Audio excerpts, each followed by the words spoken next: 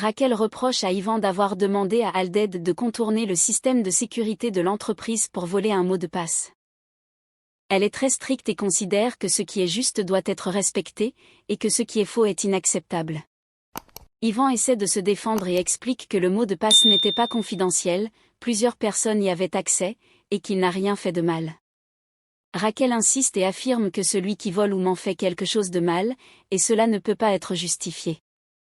Elle explique qu'elle a déjà une fille qui ne connaît pas l'éthique et qu'elle ne veut pas d'un petit ami avec le même problème. Yvan est un peu surpris et silencieux. Robinho joue du piano dans un bar quand Renato arrive. Il dit qu'il pensait que Rubino était un ami sincère, mais qu'il a découvert qu'il n'habite pas à New York. Malgré la déception, Renato lui dit qu'il reste son ami et continue à l'admirer, car l'argent n'est pas tout dans la vie. Il propose à Rubino de l'aider à obtenir un billet pour New York grâce à son cousin, directeur d'une grande compagnie aérienne. Raquel prépare des sandwichs pour Daniela et Gilda afin qu'elles aillent les vendre. Elle leur rappelle de faire attention pour ne pas se faire voler et s'assure que tout est déjà arrangé. Gilda promet de faire attention et Raquel semble un peu fatiguée, mais satisfaite. Yvan arrive au travail et son collègue Luciano est surpris de le voir après les événements de la veille. Yvan s'excuse pour son comportement précédent, explique qu'il a perdu la tête, et promet de ne plus mentir pour lui ou pour les autres. Luciano lui rappelle qu'il est analyste junior en approvisionnement et Yvan confirme qu'il fera attention.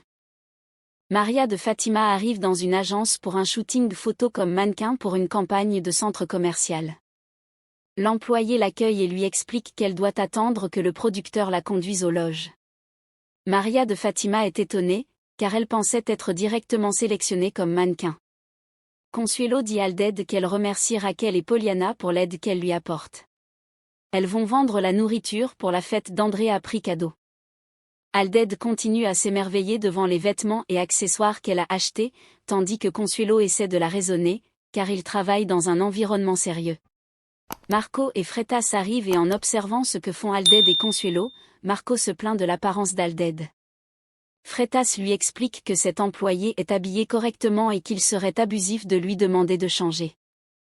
Marco Aurelio continue à se plaindre de la couleur de ses vêtements et de son style, mais Freitas le calme en rappelant qu'il ne faut pas harceler les employés. Poliana remarque que Raquel est préoccupée et lui demande pourquoi elle est ainsi. Raquel explique qu'elle a des sentiments pour Octavio et qu'il pense très différemment sur certaines choses, ce qui la rend confuse. Elle affirme qu'elle doit faire ce qu'elle doit faire pour organiser les livraisons et préparer les petites portions pour la fête. André parle avec son père pour organiser l'achat du gâteau pour la fête. Son père explique qu'il doit d'abord travailler pour gagner de l'argent. André s'inquiète pour la sono, car elle a été cassée, et se demande si Daniela va revenir de la plage à temps pour participer à la fête. Son père le rassure et lui dit de ne pas s'inquiéter. Renato parle avec Marco Aurelio d'un billet gratuit pour New York. Il explique qu'il veut l'offrir à son vieil ami Rubino, un pianiste qui a joué dans le groupe de son frère et qui était une idole pour lui. Marco Aurelio est surpris et lui dit qu'il devrait choisir ses idoles avec soin, car Rubino n'arrive même pas à payer un billet. Renato explique que Rubino n'a rien demandé, que c'est lui qui a proposé de l'aider, et que c'est peut-être la plus grande chance de sa vie.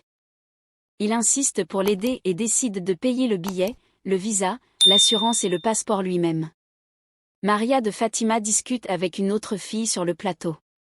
Elle explique qu'elle n'est pas débutante, qu'elle est influenceuse, et que ce job est juste une partie de son travail. Elle critique la tenue qu'on lui a donnée, elle ne la trouve pas valorisante et ne correspond pas à sa beauté. Le photographe l'encourage à rester concentrée et à passer à la tenue suivante. Maria se montre exigeante, mais professionnelle, et se prépare pour la prochaine séance photo. André parle avec ses amis Thiago et Carlos de la petite fête qu'il organise aujourd'hui. Il explique que le groupe joue gratuitement, mais qu'ils ont besoin d'une sono pour le matériel.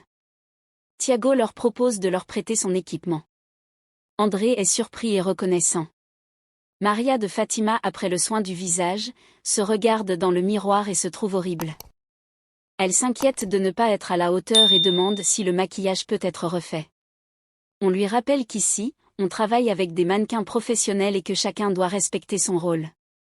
Maria essaie de comprendre comment elle peut améliorer son image, tout en restant anxieuse mais volontaire. André et ses parents préparent le lieu pour la fête. Ils allument les enceintes, et André explique que c'est un ami, Thiago, qui lui a prêté tout le matériel. Tout le monde est enthousiaste et impatient pour la fête à venir. Raquel informe Consuelo que les amuse-bouches sont prêts. Elle explique qu'elle va juste rentrer chez elle pour se préparer et prendre une douche avant de revenir. Elle s'organise efficacement pour la fête et s'assure que tout est prêt pour accueillir les invités. Claudia demande à Cecilia si Laïs possède un voilier. Cecilia confirme et explique que Laïs est née sur une île à Paraty, presque sur un bateau. Claudia est émerveillée et s'exclame que c'est génial. Thiago arrive et explique qu'il voulait aller à la fête d'André pour s'amuser un peu, mais il ne voulait pas en parler à son père, de peur d'être embêté pour aller en sécurité. Claudia lui propose alors une petite friandise pour se réconforter. Le garçon refuse poliment et Cecilia se propose de l'accompagner à la fête. Pendant la fête, les invités chantent et dansent. D'autres convives parlent de la nourriture et tout ce que certains aiment. L'ambiance est festive, joyeuse, et les gens goûtent à tout avec plaisir. Raquel et d'autres invités discutent, partagent des boissons, et apprécient la musique et les snacks. Des jeunes se rapprochent, certains dansent, d'autres discutent avec curiosité et intérêt. Bartolomeo trouve Yvan en train de travailler sur l'ordinateur. Bartolomeo lui dit qu'il est venu pour prendre des nouvelles et remarque qu'Yvan était silencieux au dîner. Il lui explique que Raquel voit souvent tout en noir ou blanc, mais que la vie se passe surtout dans la zone grise. Bartolomeo demande à Yvan s'il aime Raquel. Yvan répond qu'il l'aime profondément, plus qu'il n'aurait cru possible. Bartolomeo, fort de son expérience de marié et de père, conseille à Yvan de s'excuser si nécessaire et de faire la paix avec Raquel, car les femmes ont presque toujours raison. Il insiste sur le fait que Raquel est une femme spectaculaire et encourage Yvan à aller la voir. La fête bat son plein et Raquel danse avec Octavio. Les convives observent avec curiosité et amusement. Certains trouvent que Raquel attire beaucoup d'hommes et commentent les inégalités de la vie. Maria de Fatima lance un direct sur les réseaux sociaux. Elle montre qu'elle vient de réussir son premier gâteau, mais avec humour, elle le verse dans la poubelle, se moquant de sa propre maladresse. Raquel exprime à André son admiration pour la fête, trouvant tout très gastronomique. André semble surpris et amusé par cette conversation, mais reste poli et attentif.